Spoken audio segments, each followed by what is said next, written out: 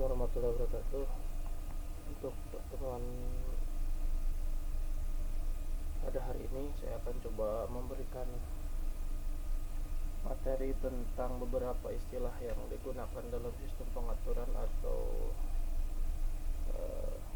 sistem kendali, di mana ada beberapa istilah yang harus kita kuasai dan harus kita pahami.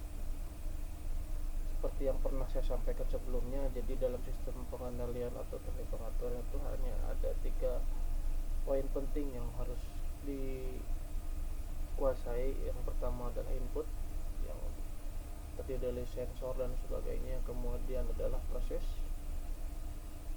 pusat pengendali dan sebagainya. Yang terakhir adalah output.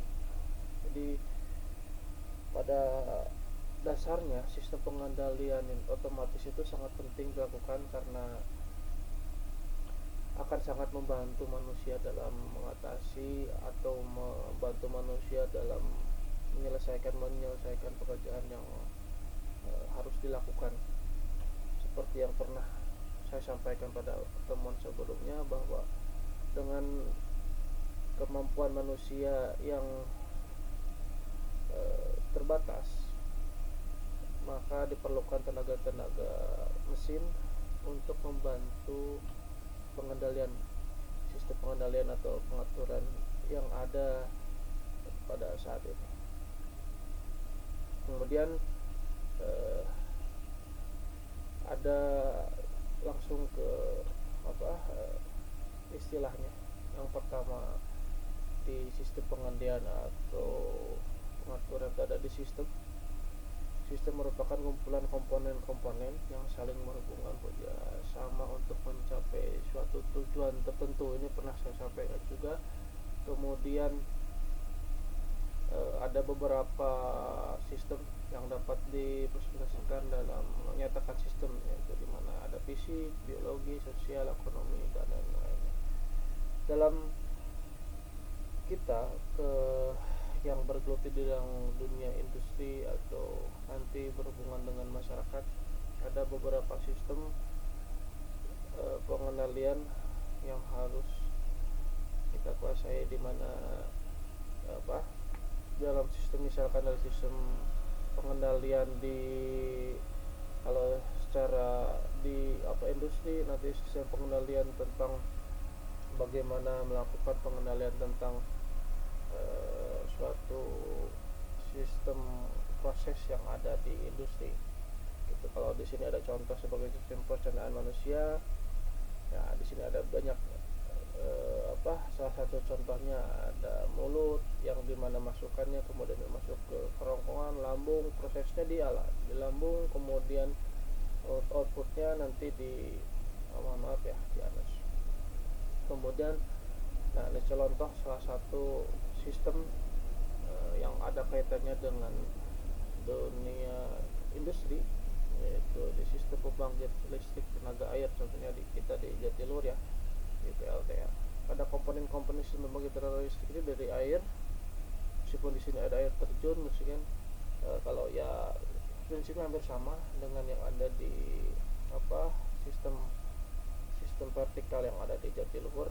Kemudian ada turbin, jadi air yang turun dimasukkan ke dalam turbin supaya turbin bisa menggerakkan atau memutarkan generator.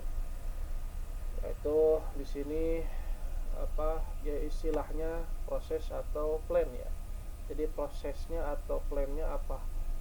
Di sini prosesnya misalkan dari yang contoh pertama sistem pencernaan makanan manusia, contoh yang kedua sistem pembangkit listrik tenaga air atau PLTA. Kemudian ada prosesnya. Proses adalah nama lain untuk sistem. Ini dari kamus yang mendefinisikan proses itu sebagai operasi atau perkembangan ilmiah yang berlangsung secara kontinu, yang ditandai dengan adanya suatu deretan perubahan kecil yang berurutan dengan cara relatif tetap menuju ke suatu hasil atau keadaan terakhir tertentu. Pada umumnya setiap operasi dikontrol disebut dengan proses. Sebagai contoh, proses kimia, ekonomi, dan biologi. Ini proses contohnya ya, proses kimia. Contohnya kita misalkan contoh untuk proses kimia di kelistrikan, seperti yang kita ketahui misalkan dari energi yang dihasilkan oleh baterai itu menghasilkan energi listrik ya, itu adalah perubahan dari baterai, itu perubahan kimia. Contoh dari aki misalkan ada perubahan dari reaksi dari bahan Cu kemudian dimasukin dengan H2SO4 atau air aki ya, ini menjadi proses kimia yang mengakibatkan ada aliran listrik menghasilkan energi listrik. Kemudian ada proses ekonomi. Proses ekonomi ini misalkan kita jual beli dan sebagainya, kita punya uang, kemudian ada proses untuk jual beli, kemudian kita mendapatkan hasil dari barang tersebut. Kalau contoh dijual beli online, kita masukkan keranjang atau beli, kemudian kita proses transfer atau pembayaran, kemudian barang dikirimkan. Itu dari proses ekonomi yang skala kecil. Dari proses biologi tadi sudah disampaikan, dari makanan gitu kan, makanan masuk ke mulut manusia, diproses di lambung, kemudian dikeluarkan maaf lagi, itu seperti itu ya. Kemudian ada nama plan adalah nama lain untuk sistem sendiri. Jadi pengendalian setiap objek itu yang dapat dikontrol disebut plan ya. Setiap objek fisik yang dikontrol disebut plan, itu nyebutnya plan ya. Kalau plan di Indonesia juga disebut plan untuk misalkan ada plan A, plan B, plan C, bukan plan ini ya, bukan plan rencana, tapi ini untuk setiap objek atau masalahnya ada tadi yang saya bilang, ada beberapa fisik yang dikontrol disebut plan. Kemudian ini salah satu contoh, ada continuous stir tank reaktor. Jadi tangki reaktor yang digunakan untuk mencampur atau dua lebih bahan kimia dalam bentuk cairan dengan menggunakan pengaduk atau mixer. Nah, salah satu contohnya kalau kita di rumah membuat suatu kue itu menggunakan mixer ya.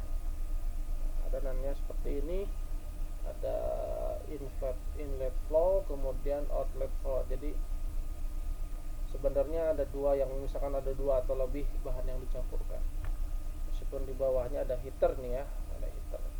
Kemudian ini adalah temperatur. Jadi temperatur outputnya adalah temperatur in ditambah Q, gitu ada heater. Kemudian WC water column ya, jadi ditambah oleh mass flow nya ya. Kemudian panas dari cairan ya. Ini rumusnya seperti ini. Kemudian yang keempat ada variabel. Variabel itu adalah suatu besaran yang nilainya dapat berubah-ubah.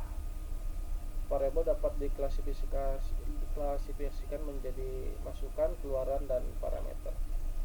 Jadi untuk masukan menyebabkan atau menghasilkan keluaran, masukan juga dapat menjadi sebagai rangsangan yang diberikan kepada sistem. Kembali ke atas, contohnya seperti yang di sini. Kalau kita pernah mendengar besar pasak daripada tiang, itu besar pengeluaran daripada masukan ya. Sehingga kalau ternyata heater, kapasitas cylinder heater ini kecil, kalau flow input flow input sama flow outputnya besar, yang menyebabkan ini keseimbangan di sini, sehingga temperaturnya tidak tercapai. Nah, kemudian kalau misalkan inputnya ini kecil, outletnya ini besar, yang terjadi adalah level di bawah, kemungkinan heater kapasitasnya cukup. Karena apa? Karena yang terjadi, yang dipanasin itu medianya sedikit. Kebalikannya, kalau inputnya flow-nya besar, outlet flow-nya kecil, ini pasti levelnya akan tinggi, dan kemudian heater ini tidak akan maksimal untuk memanaskan. Itu salah satu contohnya. Ya, keluaran merupakan variabel yang dapat merupakan hasil atau respon nyata. Tadi saya bilang kalau misalnya tadi heaternya kecil maka temperaturnya akan rendah gitu ya. Kemudian parameter merupakan variabel yang tertentu yang konstan sesuai dengan berdasarkan fisik dan di sistem. Maaf, kita lanjutkan. Parameter merupakan variabel yang tertentu dalam konstan berkaitan dengan batasan fisik dari sistem. Sebagai contoh pada sistem continuous tadi stir tank reaktor itu merupakan parameter adalah panas spesifik. Contoh ada masukan, ada flame-nya, ada keluarannya ya. Tadi saya sekilas membahas tentang bagaimana kalau misalkan temperatur kapasitas heaternya tinggi, berarti outputnya akan temperaturnya akan panas ya. Ini penjelasan selanjutnya tentang variabel banyak sekali. Ada heater, ada Q, kemudian variabel yang lainnya ada cairan pada aliran masuk Tin dan laju cairan pada dengan W ya bentuknya. Kemudian ada di sini ada dua ya, ada inputannya ada dua, outputnya ada satu. Inputnya ada dua D atau U, kemudian outputnya satu Y. Ini dimanipulasi ya, dimanipulasi sehingga menyebabkan ini ya ada variabel exogenous ya. Di sini kalau exogenous ada masukan bahasa dari luar sistem yang dapat diubah dikontrol. Jadi kata kasarnya ini ada yang perubahan atau kalau dengan kata lain disturben ya, atau pengaruh yang mempengaruhi dari sistem tersebut. Ini sebenarnya yang ideal dilakukan karena contoh seperti ini ya, kita ingin menghasilkan suatu sistem tetapi ada banyak gangguan, sehingga itu yang harus diantisipasi supaya nilai outputnya itu maksimal itu ya. Nah, ini juga kemudian secara variabel yang dimanipulasi dengan beberapa inputan yang kata kasarnya yang mempengaruhi dari sistem yang STR yang tadi ya, dimana inputannya ada, kemudian temperaturnya ada, yang flow-nya ada. Ini kapasitas heaternya, yang Q ini kapasitas heater, ini adalah flow, ini adalah temperatur in, kemudian ada ini sistemnya, sehingga di sini ada outputnya, temperatur output ya gitu. Kemudian kita selanjutnya yaitu sistem pengendalian, di mana sistem pengendalian ini adalah bagaimana temperatur yang kita inginkan atau set point dengan mengubah besarnya panas yang dihasilkan oleh heater. Ya, set pointnya misalkan kita dari paling rendah, misalkan kita bikin di 40, misalkan di ambient temperatur di atas 34 itu di 40 atau ke atasnya. Kemudian kalau misalkan kita heater kapasitasnya lebih besar, misalnya kita pingin 100 atau sebagainya, itu tergantung dari kapasitas heater ya. Kemudian ada controller ya, bagaimana mengendalikan semua komponen-komponen di dalam sehingga dapat mencapai tujuan akhir yang kita keluarkan atau output yang akan kita hasilkan. Bagaimana jika temperatur lebih rendah dari set point, heater nyala. Bagaimana kalau temperaturnya lebih dingin, lebih panas dari yang diinginkan, itu heater mati. Itu kemudian kontrol ada kontrol on off, itu hanya on dan off saja pada set point tertentu. Ada kontrol VID, bagaimana si sistem pemanasnya itu tetap stabil, cuma menggunakan temperaturnya saja. Kemudian ada controller logika Fuji dan lain-lain. Itu kontrol yang ini ya. Kemudian ada sistem pengendalian umpan balik. Jadi kalau misalkan secara teori kemarin saya bilang ada komparator loop terbuka dan loop tertutup. Kalau umpan balik itu maksudnya loop tertutup, sehingga dari outputnya itu memberikan sensor sebagai umpan balik itu kepada input, sehingga bagaimana caranya si set-point ini tetap bersiklus atau berulang-ulang untuk dicek apakah outputnya ini sudah sesuai dengan yang diinginkan atau belum. Ini dari sensor temperatur ya, contoh temperatur. Kemudian ada controllernya, analog to digital converter, antar mukanya untuk komunikasi dengan komputer. Ini kemudian dari input atau set point.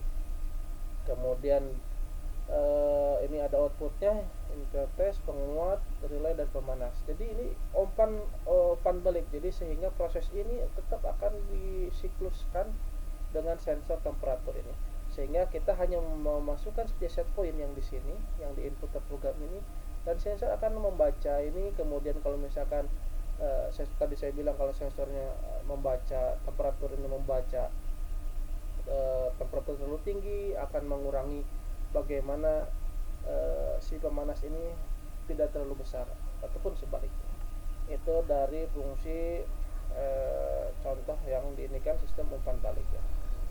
Nah, kemudian sistem pengendalian sekuensial. Kalau tadi umpan balik, ini sekuensial. Jadi bedanya kalau sekuensial itu kalau misalkan sekuensi ya, jadi dari awal tahap kedua, tahap ketiga, tahap keempat, balik lagi. Itu kalau secara bisa misalkan kita punya toren yang diisi oleh pompa, kemudian jika levelnya low, pompanya jalan, kemudian mencapai level tinggi untuk mematikan, kemudian levelnya turun lagi, low lagi, motornya jalan lagi, dan seterusnya. Itu adalah sekuensial. Jadi seperti berulang-ulang. Jadi kalau misalkan tadi untuk ID itu dijaga kestabilan, kalau untuk sekuensial itu ada prosesnya itu berulang-ulang dengan yang proses yang sama, itu ya. Kemudian ke-9 ini sistem pengendali proses, di mana sistem pengendali proses ini merupakan sistem pengendalian otomatis di mana keluarannya adalah satu variabel seperti temperatur tadi saya bilang, tekanan, aliran, level, cairan, atau pH. Pengendalian proses secara luas digunakan di industri, yaitu seperti pengendalian temperatur open yang tadi pernah kita bahas sebelumnya. Kemudian pengendalian level, pada tekanan air juga tadi saya sekilas bahas, dan yang lain-lain. Kemudian terakhir ini ada servo mekanik, di mana servo mekanik ini merupakan sistem pengendalian umpan balik, di mana keluarannya adalah berupa variabel posisi, kecepatan, atau percepatan, sehingga kita bisa mengetahui apakah input yang kita berikan ini kepada servo mekanik ini sesuai atau tidak. Itu diberikan umpan balik oleh posisi yang ada di sana. Dimana contoh dari servo mekanik ini, dimana dengan robot, misalkan dengan robot itu nanti mengikuti jalan tertentu di ruangan atau yang telah ditentukan, itu jadi contoh servo mekanik. Kemudian ada sistem pendaratan otomatis pesawat udara, dimana pesawat udara harus mengikuti seluruh dari jalan yang asal ditentukan oleh yang lainnya. Kalau tadi loop saya bilang ada umpan balik sekuensial, di sini ada sistem pengendalian loop terbuka. Jadi kalau bedanya loop tertutup dan terbuka, kalau loop tertutup terbuka itu hanya tidak dapat digunakan sebagai perbandingan umpan balik dengan acuan set point. Jadi hanya sekilas saja. Dimana misalkan di sini kompor gas ya, kompor gas tidak ada set pointnya ya. Berarti kalau misalkan begitu kita nyalain, kata kasarnya apinya hanya nyala, kemudian mau diturunin atau naikin itu dari knob yang pemutaran itu. Nah ini tertutup, kalau tertutup diumpan balikan. Tertutup di mana sistem pengendalian, di mana sinyal keluaran mempunyai pengaruh langsung terhadap aksi kontrol. Jadi tadi outputnya itu dibalikan lagi ke inputnya sebagai umpan balik tadi ya. Jadi kalau loop tertutup itu ada umpan balik atau feedback. Kalau untuk pengendalian loop terbuka itu tidak ada ya. Itu saja mungkin untuk hari ini. Terima kasih atas perhatiannya. Mohon maaf apabila ada kekurangan. Kita lanjutkan pertemuan minggu depan. Mudah-mudahan dapat dimengerti apa yang saya sampaikan. Untuk materi silahkan nanti di-download, dibaca-baca sendiri, daripada hanya mendengarkan mungkin kata-kata saya kurang enak dengar. Terima kasih. Assalamualaikum warahmatullahi wabarakatuh.